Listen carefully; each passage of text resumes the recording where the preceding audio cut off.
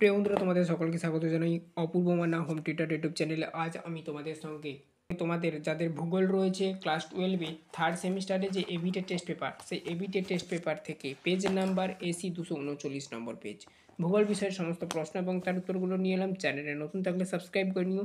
দেখতেই পাচ্ছ জিওগ্রাফি পার্টে লেখা রয়েছে। ফার্স্ট প্রশ্ন দেখো, বলা রয়েছে কোন বিজ্ঞানীর নাম মহী সঞ্চারণ মতবাদের সঙ্গে যুক্ত নয়? উত্তর করবে অপশান বি, ফ্রান্সিস বেকনন। ঠিক আছে, ফ্রান্সিস বেকন হবে উত্তরটি, অপশান বি। দুয়ে থেকে দেখো বিবৃতি দেওয়া রয়েছে ওয়েগনারের মতে পলিওজয়িক যুগের শেষে উত্তর আমেরিকা, ইউরোপ, উত্তর ও মধ্য এশিয়া একত্রে লরেশিয়া গঠন করে। বিবৃতি দুয়ে দেখো জিগসফিট মহিসঞ্চারণের উল্লেখযোগ্য প্রমাণ। এখানে সঠিক উত্তর হবে অপশান ডি, দুটি বিবৃতি সঠিক এবং বিবৃতি দুই বিবৃতি একের সঠিক ব্যাখ্যা। বলে দিই এই পেজে, অর্থাৎ এই যে ভূগোলের যে এই যে 239 নম্বর পেজটি, এটা আছে তোমাদের 6 নম্বর সেট। এই সেটে তোমাদের অনেকগুলো প্রশ্ন গড়বেড়ে রয়েছে। আলোচনার সময় আমি বলে দেব, অবশ্যই তোমরা মনোযোগ সহকারে স্কিপ না করে ক্লাসটা দেখতে থাকো। এবারে আমরা 3 নম্বর প্রশ্নে আসছি। মসৃণ ঋজুরেখা ঢাল বরাবর শিলাস্তরে নেমে আসাকে বলে? উত্তর করবে রক স্লাইড। 4 দাগের প্রশ্ন দেখো, হিমবাহের ক্ষয়কার্যের ফলে সৃষ্ট হওয়া পাশাপাশি দুটি সার্কের মধ্যবর্তী সংকীর্ণ প্রাচীরের মতন শৈলশিরা যে নামে পরিচিত আর কি? এরিটি হবে উত্তরটি, অপশান বি। 4 দাগের প্রশ্ন উত্তর। 6 দাগের প্রশ্ন দেখো, নিম্নলিখিত চিত্রগুলি কোন ভূমিরূপের? ঝুলন্ত উপত্যকা। এগুলো সবই ঝুলন্ত উপত্যকার চিত্র। অপশান এ হবে উত্তর 5 দাগের। তারপর দেখো 6 দাগের স্তম্ভ 1-এর সাথে স্তম্ভ 2 মিল করে সঠিক বিকল্পটি নির্বাচন করো। কাস্ট ভূমিরূপ, তার ব্যাখ্যাগুলো দেওয়া রয়েছে। স্তম্ভ 1 আর স্তম্ভ 2 এর ঘরে দেখো বলা রয়েছে ক্লেন্স, এটার সঙ্গে কী যাবে? তারপরে সোয়াল হোল, এটার সাথে কী যাবে? পলজি, এটার সাথে কী যাবে? কাস্ট বাতায়ন, এটার সাথে কী যাবে? এখানে উত্তরটা আমি বলে দিচ্ছি, তোমরা একটু দাগিয়ে নেবে বা দাগ টেনে নেবে। ঠিক আছে, অপশান ডি করবে উত্তরটা। এর রোমান 4, বি এর রোমান 3, সি এর রোমান 2, ডি এর রোমান 1। এটাই হবে উত্তর, অপশান ডি হবে উত্তরটি 6 দাগের। 7 দাগের দেখো কি বলা রয়েছে, পৃথিবীর দীর্ঘতম কাস্ট গুয়াহাটি হলো উত্তর ম্যামথ, অপশান এ করবে উত্তরটি 7 দাগের। 8 দাগে দেখো নিম্নলিখিত বিবৃতিগুলি বিবেচনা করো। দাবি এ দেখানো হয়েছে সমুদ্রের কাছে উঁচু বরফাবৃত পর্বত অবস্থান করলে শৈলক্ষে বৃষ্টিপাত হয়। কারণ দেখো এখানে বলা রয়েছে দ্বিতীয় নম্বর পয়েন্টে, সমুদ্র থেকে আগত জলীয়বাষ্পপূর্ণ বায়ু বরফাবৃত পর্বতগাত্রে বাধা পেয়ে পর্বতের গা বেয়ে উপরে উঠে এবং শীতল ও ঘনীভূত হয়ে প্রতিবাদ ঢালে প্রচুর শৈলক্ষেপ বৃষ্টিপাত ঘটায়। বিকল্প সমূহে দেখো এখানে বলা রয়েছে উত্তরও যেটা হবে অপশান ডি, অর্থাৎ দুটি বিবৃতি সঠিক এবং একে অপরের সাথে সম্পর্কযুক্ত। 9 দাগে দেখো বলা রয়েছে বায়ু মধ্যস্থ জলীয় বাষ্পের ভাসমান ধূলিকণাকে আশ্রয় করে ঘনীভূত হয়ে ভূমি সংলগ্ন হয়ে বাতাসে থাকে, তাকে বলে? উত্তর করবে কুয়াশা। উত্তর অপশান বি করবে উত্তরটি 9 দাগের। 10 দাগে দেখো মহীঢালের একটি বৈশিষ্ট্য হলো? উত্তর করবে অপশান বি, এখানে স্থলবিধৌত আবর্জনার সঞ্চার দেখা যায়। ঠিক আছে, এইটা করতে পারো, কিংবা মহীসোপান ও গভীর সমুদ্রের সংযোগস্থলে এটি অবস্থিত।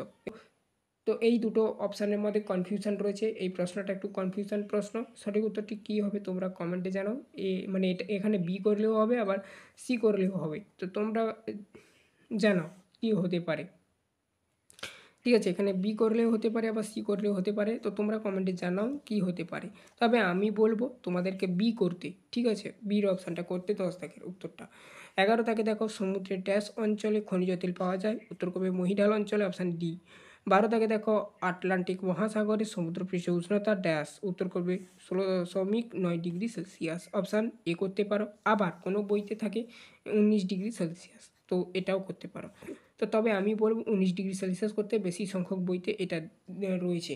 12 দাগের প্রশ্নটা, এটাও একটা গড়বড়িয়ে প্রশ্ন, একটু দেখে রাখবে। 13 দাগে দেখো তুরস্কের ভ্যান হ্রদের জলের লবণতার পরিমাণ? এইটাও একটু গড়বড়ে রয়েছে, কোনো বইতে 330 দেওয়া রয়েছে, আবার কোনো বইতে 300 থেকে 330 দেওয়া রয়েছে। আমি বলবো অপশান এ করতে। ঠিক আছে, 330 ডিগ্রি। তারপর দেখো 14 দাগের প্রশ্ন, তাহলে 13 দাগের কিন্তু অপশান এ করবে আমি বলবো। তারপরে 14 দাগে নিচের কোন বক্তব্যটি জীবমণ্ডলের ক্ষেত্রে প্রযোজ্য নয়? এতে দেওয়া রয়েছে সমগ্র জীবের আবাসস্থল হলো জীবমণ্ডল। বিতে দেওয়া রয়েছে জীবমণ্ডল সমগ্র জীবগোষ্ঠীর মূল সহ বায়ুমণ্ডল। সিতে দেওয়া রয়েছে বায়ুমণ্ডলে জীবের ঘনত্ব সর্বত্র সমান নয়। ডিতে দেওয়া রয়েছে যেটা জীবগোষ্ঠী পারস্পরিক দেওয়া নেওয়া উপর নির্ভরশীল নয়। উত্তর করবে যেটা অপশান ডি, জীবগোষ্ঠী পারস্পরিক দেওয়া নেওয়ার উপর নির্ভরশীল নয়। 15 দাগের প্রশ্ন দেখো কি বলা হয়েছে, নিচের কোনটি বিয়োজক খাদ্য শৃঙ্খল? অপশান এ করবে পচা পাতা থেকে লার্ভা থেকে ছোট মাছ থেকে বড় মাছ। এবারে আসছি পার্ট বিতে। পার্ট বিতে দেখো কি বলা রয়েছে, 16 দাগের প্রশ্ন, ভারতে 2011 সালে তথ্য অনুযায়ী সাক্ষরতার হার গড়ে? উত্তর করবে 74.04%। 17 দাগের প্রশ্ন দেখো কি বলেছে, নিম্নলিখিত বিবৃতি আলোচনা করো। পরবর্তী পেজে চলো। তারপরে দেখো নেক্সট এই পেজে এলাম আমরা।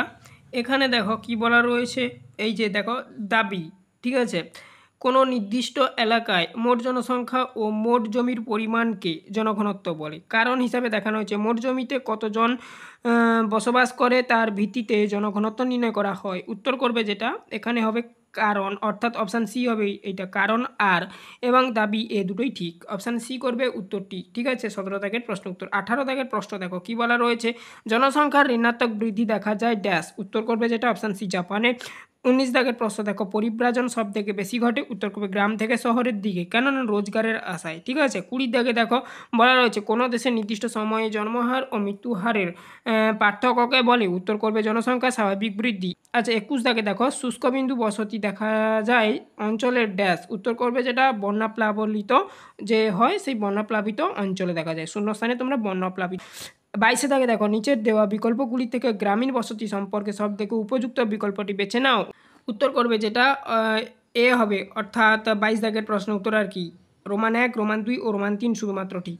তারপরে দেখো 23 দাগের প্রশ্ন, সঠিক বিকল্প চয়ন করো। এখানে দেখো পৌরবসতির মানদণ্ডটি হলো, উত্তর করবে যেটা বি, ন্যূনতম জনসংখ্যা 5000 জন ও জনঘনত্ব 400 জন পার প্রতি বর্গ কিমি।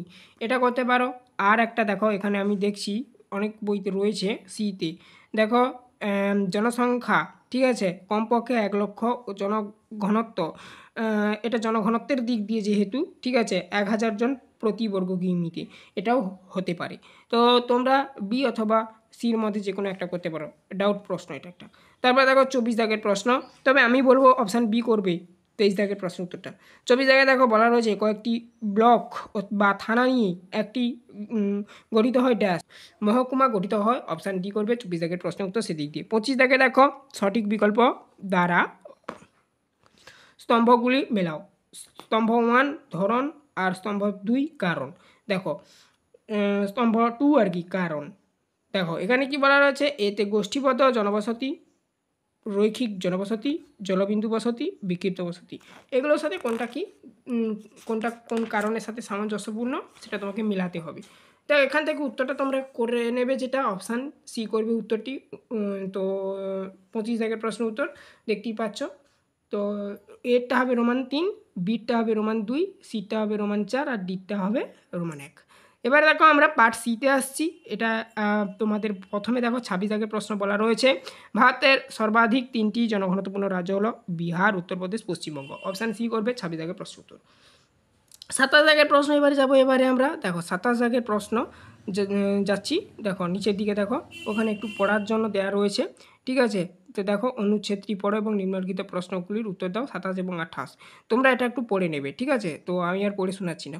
এখানে দেখো 27 দাগের প্রশ্ন, ভারতের নলকূপের সাহায্যে জলসেচ করা হয়? উত্তর করবে বিহারে, অপশান এ। তারপর দেখো 28 দাগের প্রশ্ন, ভারতের সবচেয়ে বেশি পরিমাণ জমিতে কিসের মাধ্যমে জলসেচ করা হয়? খালের মাধ্যমে জলসেচ করা হয়। তারপর দেখো 29 দাগের প্রশ্ন, ভারত ও বিশ্বে আকরিক লোহা উৎপাদনে কোন স্থান অধিকার করে? চতুর্থ স্থান। উভয় স্তম্ভের সাহায্যে, আচ্ছা এবারে দেখো 30 দাগের প্রশ্ন, উভয় স্তম্ভের সহ সম্পর্ক নির্ধারণ করো এবং সঠিক বিকল্পটি চয়ন করো। স্তম্ভ 1, স্তম্ভ 2 দেখতেই পাচ্ছ, উত্তরটা হবে যেটা দেখে নাও, এর হবে রোমান 4।